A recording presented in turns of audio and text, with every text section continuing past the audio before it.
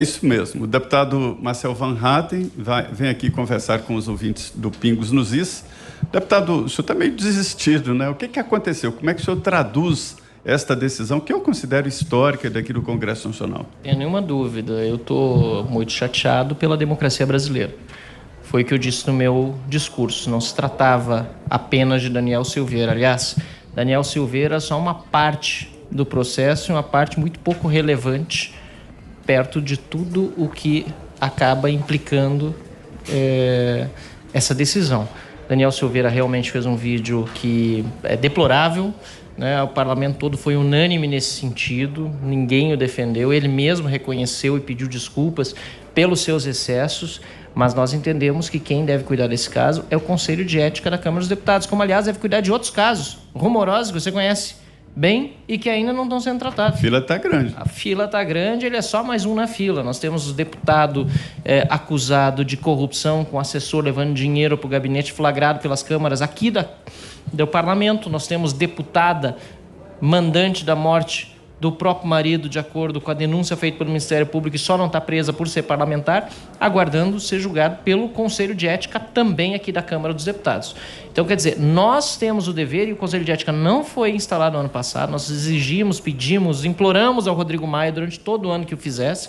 Agora, felizmente, que esse caso pelo menos tenha este resultado, que seja aberto o Conselho de Ética na terça-feira. Agora, o Supremo não podia ter feito o que fez em hipótese nenhuma. Não existe previsão constitucional para prender parlamentar no exercício do mandato. Não existe, aliás, nem mandado de prisão em flagrante. Ou é mandado de prisão ou a prisão é feita em flagrante. Né?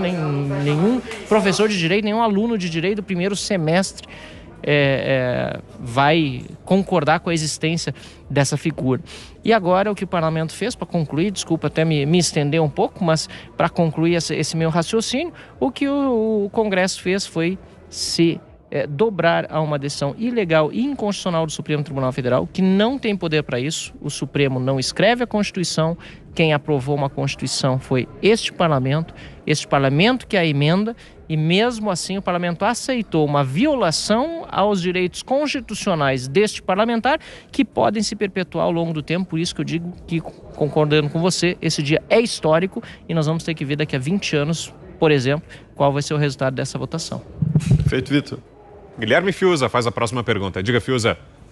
Deputado Marcel, parabéns pelo seu discurso, eu assisti e acho que o senhor se distingue de um ato de covardia protagonizado pela Câmara dos Deputados. Fiuza, acho que o deputado não conseguiu ouvir a pergunta. Vou pedir que você repita. Ele está ali com o celular recebendo o retorno. Agora sim, acho que o Zé aumentou um pouquinho o volume, ele vai conseguir escutar. Vai lá, Fiuza.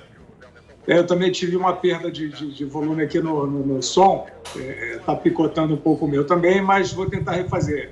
Deputado Marcel, parabéns pelo seu discurso que eu acompanhei. O senhor se distinguiu de um ato de covardia na Câmara dos Deputados, uma covardia perpetrada contra um par, contra um integrante do parlamento, abusando, portanto, do que a Constituição permite que o STF faça em relação ao outro poder. A pergunta que eu lhe faço é a seguinte: partindo do posicionamento corajoso que o senhor teve na tribuna, com justamente o condão de criticar esta medida do STF, mas nós vemos que, a partir da decisão tomada pela Câmara, o STF está numa situação quase que incriticável. E a crítica, digamos, a revisão, o exame de possíveis abusos do STF está no Senado Federal. O senhor, como parlamentar, o senhor é deputado, mas o senhor acredita que seja importante começar a conversar dentro do parlamento, não para perseguição de volta, evidentemente, de membros do STF, mas para que o Congresso possa exercer. A população espera que o Congresso exerça o poder de revisão sobre o STF, que, aos olhos do povo, hoje não tem revisão de ninguém. Excelente pergunta, muito obrigado pela parabenização. Fico contente de ouvir, Guilherme, as tuas ponderações também sobre esse caso. Eu quero começar pelas ponderações que você falou sobre a covardia feita com um colega. Na verdade, Daniel Silveira, ele, repito, se excedeu no discurso, um discurso deplorável, execrável, sob muitos sentidos, todos os sentidos. Mas ele é um parlamentar que fez um discurso que nós vimos já sendo feito inúmeras vezes por parlamentares de outros partidos. Inclusive, nessa Câmara existe um partido comunista. O comunismo, o nazismo, o fascismo são todos farinha do mesmo saco e, não obstante, existe um partido comunista que defende, portanto, um regime totalitário, e são parlamentares deste partido que, ironicamente, muitas vezes fazem discursos dizendo que defendem a democracia. Então, aí a gente já vê a grande ironia dessa situação. Para uns vale, a avaliação de um eventual abuso na liberdade de expressão, para outros não vale. Depois, Daniel, de fato, tem poucos amigos aqui na Câmara dos Deputados. Existem parlamentares que têm muito mais amigos, muito mais conexões, e que, se tivessem feito uma fala semelhante ou até pior do que a dele, não teriam este mesmo destino. Isso eu posso afirmar porque categoricamente foi o que a gente sentiu, inclusive, no clima aqui na Câmara dos Deputados. E por fim a gente viu que houve aqueles que fizeram discurso de ocasião, simplesmente porque era um deputado bolsonarista, então deveriam votar contra uma prisão que é ilegal e inconstitucional por serem anti-bolsonaristas, e outros que estão votando aí porque têm medo do poder do Supremo Tribunal Federal. Há muitos deputados aqui, a gente sabe, enrolados com a justiça. Então isso tudo me leva à tua pergunta, me desculpa até a enrolação até chegar lá, Fiuza, mas acho que é importante esse preâmbulo, isso tudo me faz ter a convicção de que este parlamento vai ter que responder sim à altura do Supremo Tribunal Federal, senão vai ficar absolutamente refém de uma corte de 11 ministros que precisa sim ser criticada. Não existe isso de intocáveis ou de que não se podem criticar. Pelo contrário, se esse parlamento não exercer o poder que é seu de fiscalizar os outros poderes, ele perde o sentido de existir. Para isso tem o Senado que investiga ministros. Eu não sou leviano, não falo em fechamento do Supremo, pelo contrário, entendo que é uma instituição muito importante. No mundo todo, os tribunais constitucionais são instituições sólidas e sérias, e por isso mesmo um Supremo Tribunal Federal precisa ter ministros que, se há indícios contra eles, sejam eventualmente, inclusive, investigados. E para isso existe o Senado que faz esse controle. E de outra parte, nós aqui na Câmara dos Deputados também precisamos aprovar leis que garantam que aquilo que está na Constituição vai ser cumprido. Poxa, hoje nós tivemos uma declaração do ministro presidente, Luiz Fux, que me deixou muito preocupado. Ele disse que a sociedade não estaria preparada para uma atual carta de alforria ao deputado Daniel Silveira, porque ela entende a gravidade de seus atos, mesmo que, aí é a palavra dele, mesmo que as minúcias constitucionais lhe dessem o direito à liberdade. Veja bem, um ministro do Supremo Tribunal Federal dizendo que um artigo, o 53, que garante a inviolabilidade do mandato parlamentar, que é uma conquista não do Brasil, da democracia no mundo todo, diz que isso é uma minúcia constitucional e diz que o povo não estaria preparado para libertar alguém porque este era o seu direito. É um ministro que, lamentavelmente, aí data vênia, não entende, data vênia, o ministro Luiz Fux, não entende qual é o papel do Supremo. O papel do Supremo é guardar a Constituição da forma como ela está escrita. No máximo, interpretar aquilo que vai além do que da ambiguidade, o que está ambíguo, Ele não pode reescrever a Constituição, porque senão nós estaríamos não sob um regime constitucional, mas sob um regime em que o que vale é a lei do talião, do olho por olho, dente por dente, e a sociedade leiga, há muito tempo, já passou dessa fase de achar que o correto é ter a lei do talião nos regulando. Nós temos uma Constituição que precisa ser respeitada. Para fecharmos então, Zé, vamos à pergunta da Ana Paula Henkel, porque eu já vi ali atrás de você, do seu lado direito, posicionado o deputado Vitor Hugo. Ele vai falar com a gente também na sequência. Então, para a gente fechar com o deputado Marcel Van Hatten, a pergunta da Ana Paula Henkel. Você, Ana. Deputado, primeiramente eu também queria dar os parabéns pelo discurso.